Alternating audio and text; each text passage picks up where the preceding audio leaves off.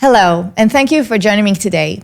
I'm your host, Gal Swisa Cohen, and on today's episode of The Israeli Bond on hmTv, my special guest, David Black, will join me for a conversation about the Center for Israel here in Long Island and generally the connection between Israel and the Jewish diaspora. So this is actually the second episode that we're recording together. If you haven't heard the first episode, I urge you to go back and listen to it. In a few words about David, so David just retired after 14 years as executive director at the Sid Jacobson JCC on Long Island.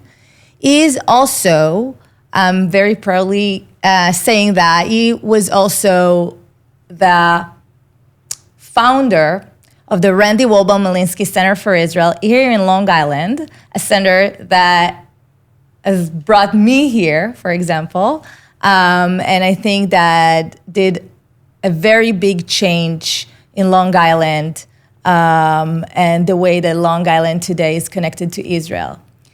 But what I'm gonna ask you now is, so you founded this Center for Israel at 2013, right? And I wonder what led you to decide that you want to have a Center for Israel.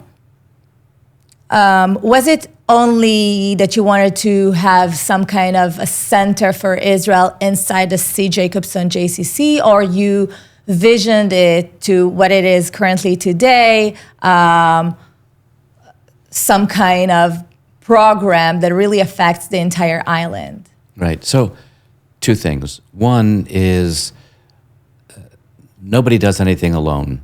So there was a few people on the board, including Larry Magid, his wife Millie, Nancy Waldbaum. Several people were all involved in developing the thought process and in helping to found what this was and what it should be doing. So the question at the time was, what was needed? There's a mentor of mine who was the executive director of Klal. He's also since retired, by the name of Erwin Kula.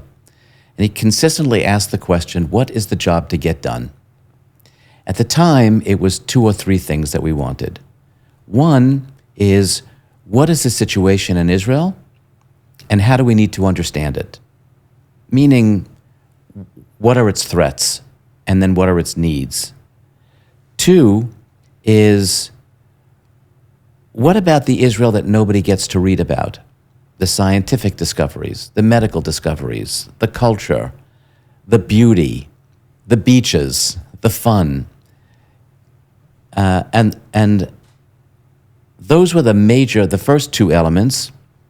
And then the last was, how do we connect American Jews of different ages to Israelis? But I want to stop you here, because at the end of the day, you are the executive director of a JCC, Jewish Community Center. This is not an Israel center, not like you were the CEO of the French institution in Manhattan.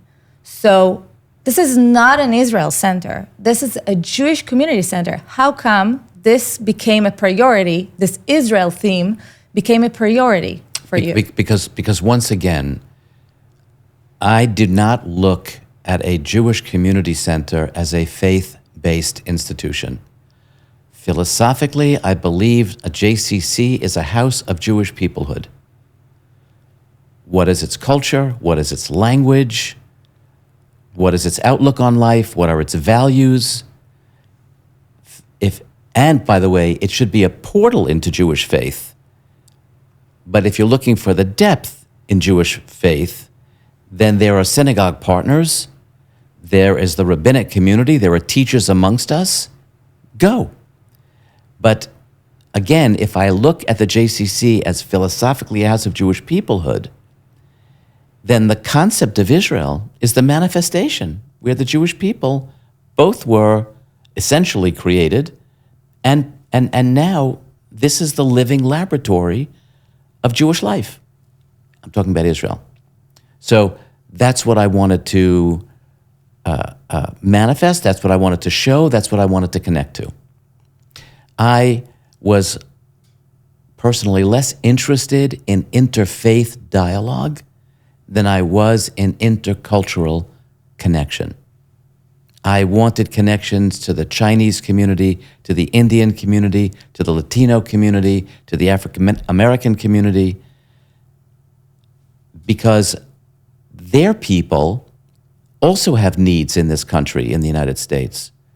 How do we leverage what your needs are and what it is an institution like a JCC can provide? So, in Latin America, JCCs are exclusively, many of them are exclusively for the Jewish community. In this country, this is an agency that is built out of Jewish values, but is for all cultures. So if you see what I'm talking about, that's the difference. That's why. And that's what I believe, frankly, that all JCCs should be, but that's me. Each JCC is somehow a reflection of the community that it's serving, and also the dynamism of its board and its staff. So, does that make sense to you? Yeah, of course. Okay. And I know, and I live it today. So you decided that the Jewish aspect would be more of a Jewish peoplehood, Correct. Which you identified Israel as a core part of this. Absolutely. Of this thing. Right. So, okay, I get that, but can you explain us a little bit what was the environment in 2013 when you and alongside with Nancy Waldbaum and Larry Magid and Millie Magid decided to create that? Because what I'm still having hard time to understand, so Long Island is known for a place that a lot of Jewish, very large Jewish community, also very large Israeli community. So at the end of the day, there are Israelis here. Why did you decide, or maybe you haven't decided it to begin with, but at the end of the day, you've brought an Israeli emissary here to stand at the core of the Center for Israel. Why have you decided that you need another Israeli to come here? You could have just used the Israelis that were around you. So we'll go back and forth to the faith-based as well as the peoplehood discussion, okay? Yeah. Because on some level, I think that what everyone is actually looking for is authenticity when it comes to their lives, when it comes to their faith, when it comes to the way they live their lives. And bringing over contemporary Israelis who are not here on a temporary basis, not here for 5 years or 10 years or whatever, bringing over contemporary young Israelis to be able to talk about what their lives are like, what their conflicts are, what their similarities are to us as both American Jews as well as Americans. I think this is authentic. And that's what I believe the whole concept of the shlichut was supposed to be about. It's authenticity. By the same token, from a faith-based point of view, what I seek when I go to a synagogue is I'm not looking for the topical. I'm not looking for even community. I'm looking for authentic Jewish wisdom that comes out of the words and what it is that we're doing on a Friday or a Saturday. But I think I'm answering it on some level that basically says, before I brought a shaliach, I had to bring myself. So this is what I believe. And it was on that basis that I knew I couldn't answer the question of what an authentic Israeli is unless I brought you and your husband over. And before you, Gilly and her husband. And before that, Nadav, Ariel. Yes, I can understand that. So this has started as one of the programs at Sid Jacobson JCC. So So it started as a program. One shaliach.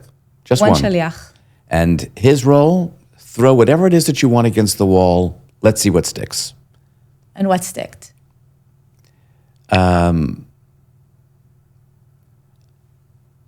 His ability to connect with a wide variety of communities, with all communities, and to build bridges between the JCC and different synagogues was the mini miracle of bringing over a shaliach. Yeah.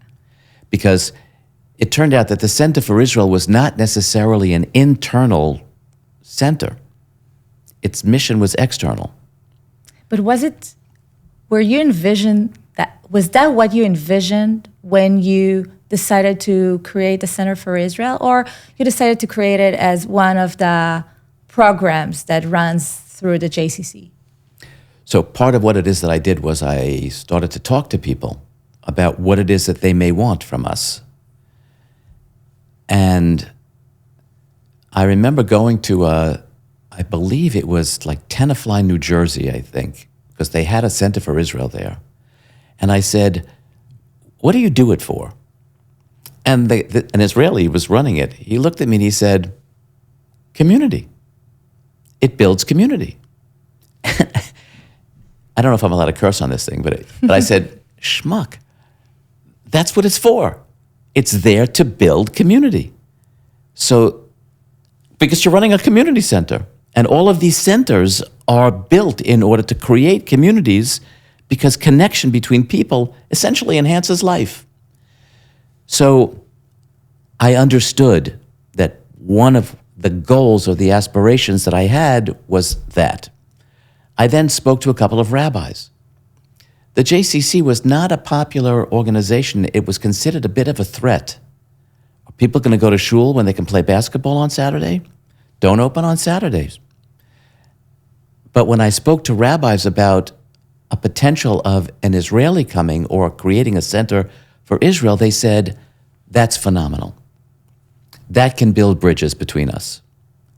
So I married, again, the concept of wanting this to build community, and two, building bridges to external organizations so that they knew that the JCC is an agency that's there to support them, not to threaten them. That's actually, if I'm thinking about it now, that's what it was. So actually, from the ground start, you haven't envisioned it, and you haven't built it as one of the programs inside it. Didn't have a clue.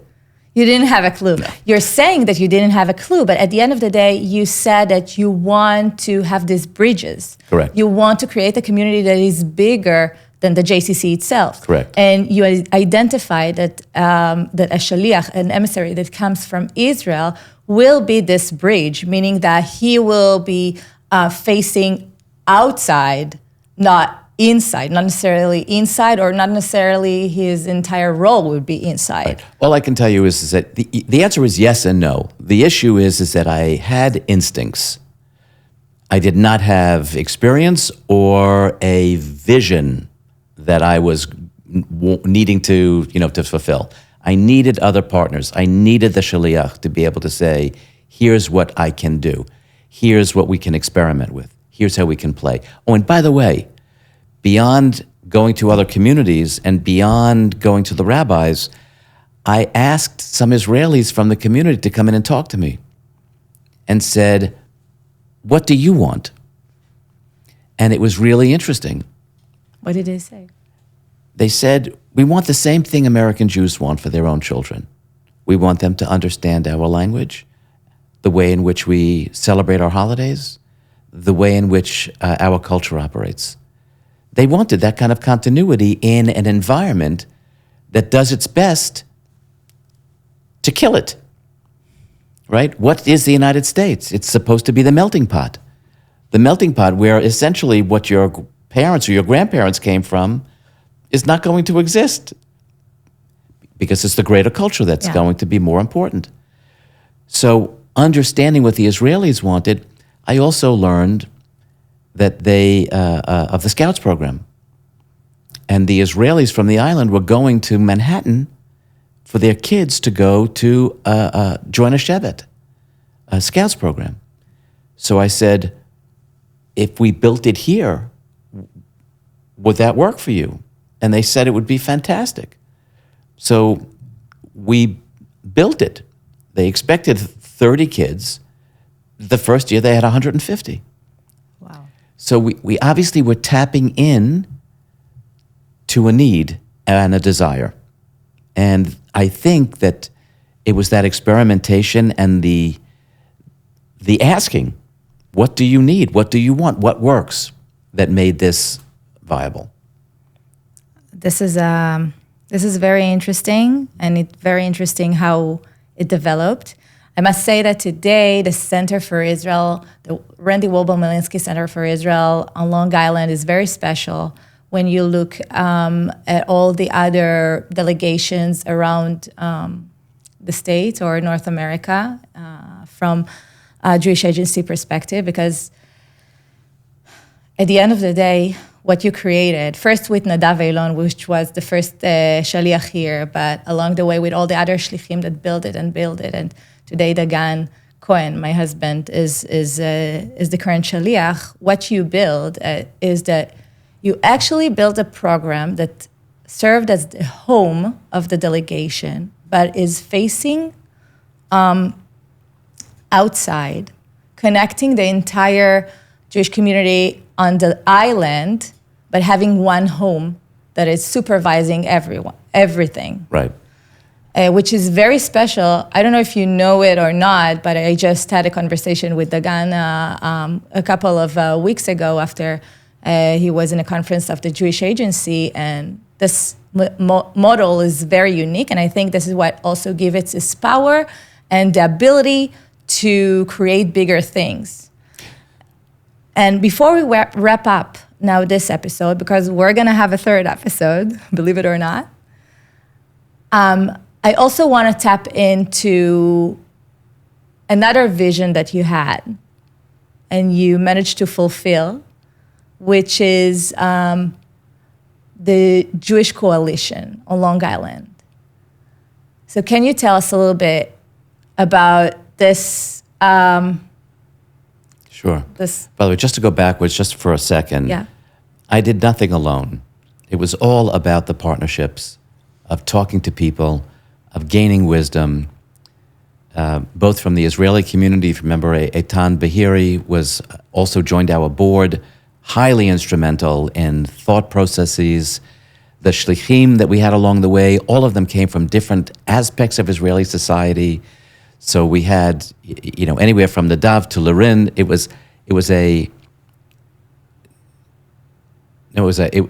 Everybody was able to bring with them something that we never saw before, or something that just added to our picture. The coalition was essentially in my head because while I was a professional CEO at the JCC on the island, I lived in Westchester. So I commuted every day. And Westchester has something called the Westchester Jewish Council. What is it? All the Jewish organizations have this umbrella group that enables them to talk to one another. And they have round tables, discussions between rabbis, between JCC execs, between defense organizations, and then they have the ability for all these organizations to gather to say, what are we facing in this geographic area, and how do we help each other? I didn't see it on the island, and I believe it was a missing link. Why? Why was it a missing link, or why didn't I see it? No, maybe both. So they saw the island as a 120-mile long, highly diverse environment where you're not going to be able to get people together in that fashion. So physically, and it's not going to work. Physical challenges. Right, correct. But this concept that it was things were taken care of by either the UJA office or the JCRC. But the UJA office, in my judgment, was devoted to the fundraising mechanism for New York. And the JCRC was more dedicated to external relations, to other communities, as opposed to gathering of the Jewish community. So I kept at it because I simply believed it was a missing link. And if I'm dealing philosophically as this being a house of Jewish peoplehood, then how are we meeting the Jewish people in all of throughout the tent?